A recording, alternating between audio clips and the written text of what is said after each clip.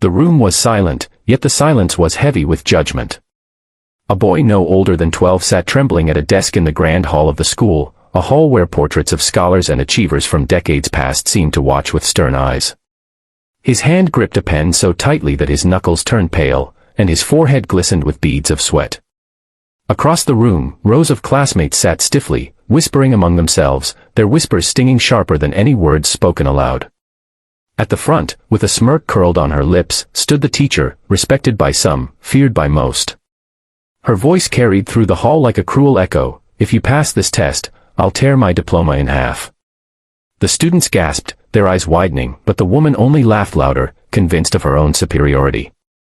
What no one knew was that this test, this cruel moment, would reveal a truth greater than any diploma on the wall could ever hold.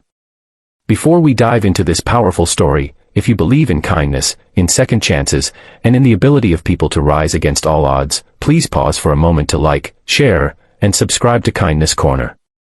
And don't forget to leave a comment. We love hearing your thoughts. Your support helps us spread stories that matter, stories that touch hearts and remind the world of compassion. The boy's name was Daniel, and to many, he was just another struggling student in the back of the classroom. His shirts were always a little worn, his shoes scuffed, his bag stitched together from old fabric. Life had not been kind to him. His father had left when he was just a child, and his mother, who worked long hours as a seamstress, often returned home late into the night with calloused hands and weary eyes. Daniel's grades were never the highest, and teachers rarely had patience for him. He was shy, often misunderstood, and carrying burdens no child should bear. Yet inside him was a fire no one else could see, a quiet genius hidden beneath layers of doubt and ridicule. The teacher, Mrs. Lawrence, had made it her mission to single Daniel out.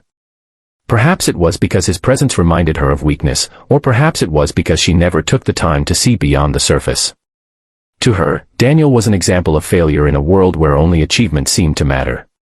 Day after day, she would throw sarcastic remarks his way, and day after day, Daniel would lower his gaze, swallowing his pain like bitter medicine.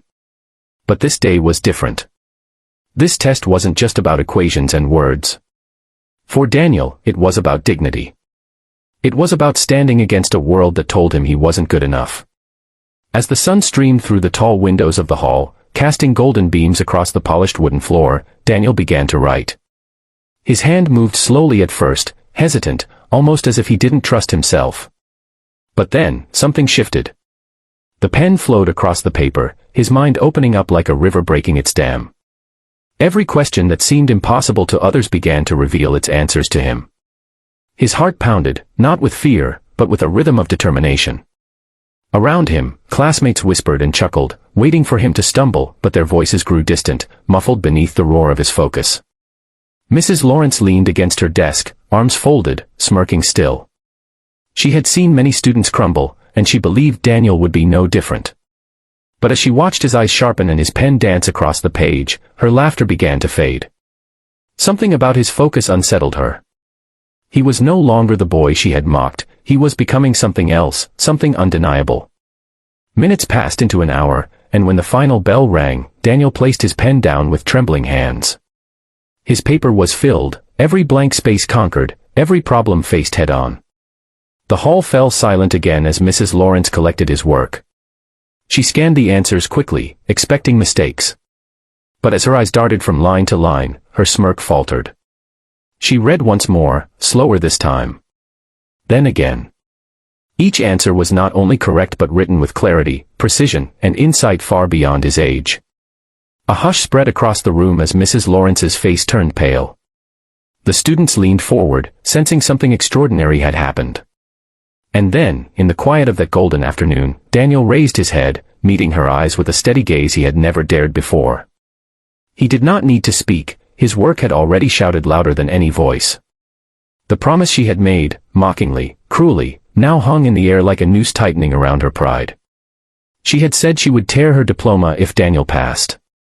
And he had not just passed, he had excelled. For the first time, Mrs. Lawrence felt the sting of humility. The diploma that had once been her shield now seemed like fragile paper compared to the brilliance of the boy she had doubted.